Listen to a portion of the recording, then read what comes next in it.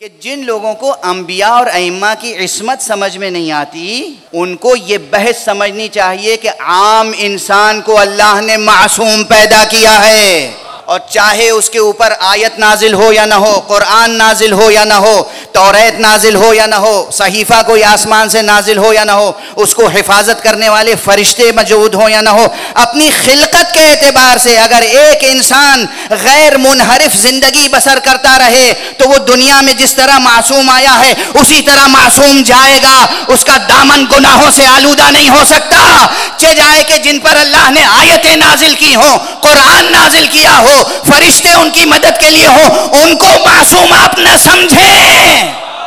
वाज़े हुई किस बुलंदी पे गुफ्तगू है, और वाज़े हुई उनकी जो कहते हैं इस्लाम में सबसे खतरनाक नजरिया यह है कि 12 इमामों की मासूम होने का नजरिया, इससे बड़ा खतरनाक का लफ्ज़ है, सबसे खतरनाक नज़रिया इस्लाम में जो इंट्रोड्यूस किया गया वो इस्मत का नज़रिया है।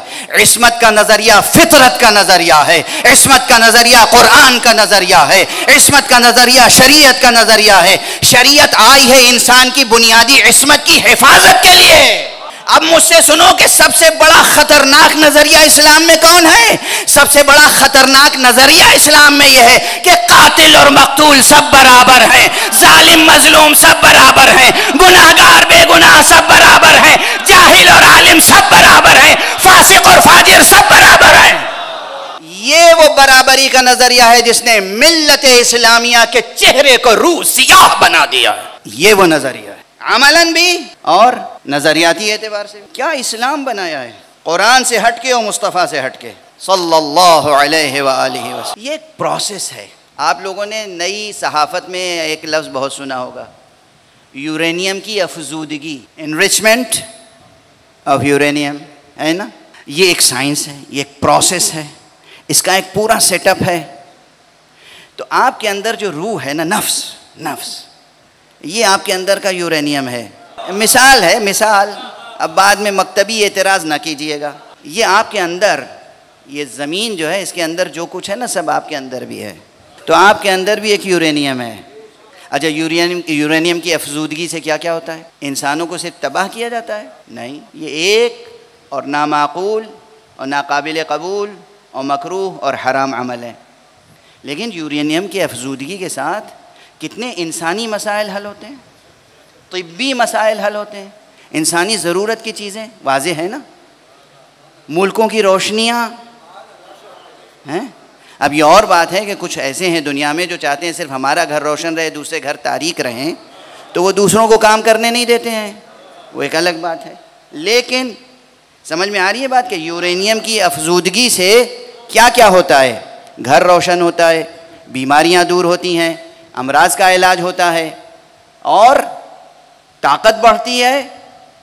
और जनाब वाला यूरेनियम की अफजूदगी से दुश्मन भी अगर वाक़ईन हलाकत का मुस्तहिक है तो हलाक भी किया जा सकता है। और खुदा की कसम हमारे यहाँ तो न जाने कितने सिर्फ एक नारे हैदरी से हलाक हो जाते हैं, इसमें किसी शक की गुंजाइश। ये आपके वजूद के अंदर आपका नफ्स जो है, इसे मिसाल के तौर पर समझिए, ये है इसकी अफजूदगी।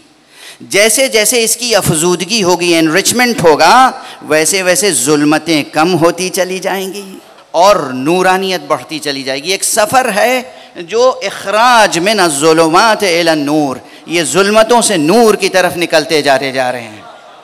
अब बस इससे ज़्यादा शायद अब मेरी ताकत आवाज़ साथ न दे। कबल इसके कि आवाज़ बिल्कुल साथ न दे तो बस एक इजमाली बहस, एक इजमाली जुमला कह दूँ, इसी में तमाम फ़ज़ाइल भी हैं और इसी में तमाम दर्स भी है।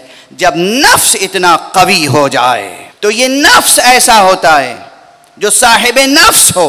इसीलिए उलमा जो रियाजत करते हैं, जो सोहबत कुरान में और ज़ेर साये तरबियत मासूम अपने नफ्स की तरबियत करते हैं, वो एक बिस्मिल्लाह से कारे कुन फयकून अंजाम देते हैं। कोई बीमार आ गया, हाथ रखा सर पे, दुआ पढ़ी, शिफायाब हो गया।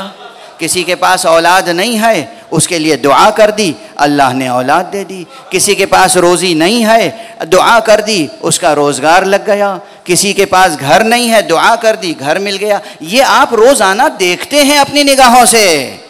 ये उलमा मासूम नहीं है उस इस्तिलाह में, पहली इस्तिलाह में मासूम हैं, उस इस्तिलाह में मासूम नहीं है कि इन पे कोई फरिश्ता नहीं आया, कोई किताब नहीं आई, नहीं, हरगिज नहीं। कुरान उन पे नाजिल नहीं हुआ, उन पर कुरान नाजिल नहीं हुआ, उन्होंने खुद से कुरान को अपने नफ्स पे नाजिल किया।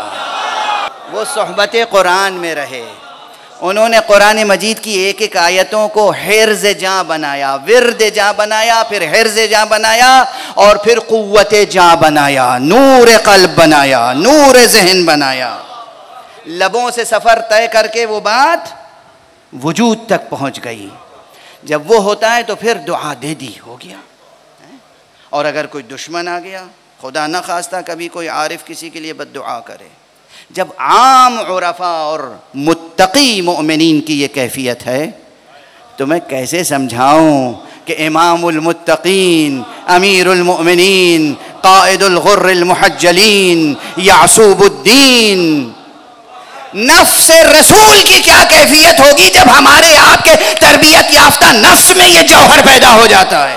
नफ्स रसूल की क्या कैफियत होगी, अली की क्या कैफियत होगी, खुद मुस्तफ़ा सल्लल्लाहु अलैहि वालैहि वसल्लम। इस गुफ्तगू को यहीं रोक लेता हूँ, वक्त गुज़र गया, इससे ज़्यादा ताकत नहीं है जिसमें कि गुजारिश करूँ, यहीं रोक लेता हूँ।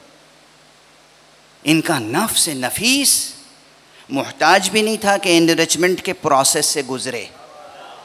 ये सब हमारे लिए है, ये जो प्रोसेस है नफ्स के एनरिचमेंट का, ये हमारे लिए है, आम इंसान के लिए। ये मासूमी अल्लाह की हुज्जतें हैं।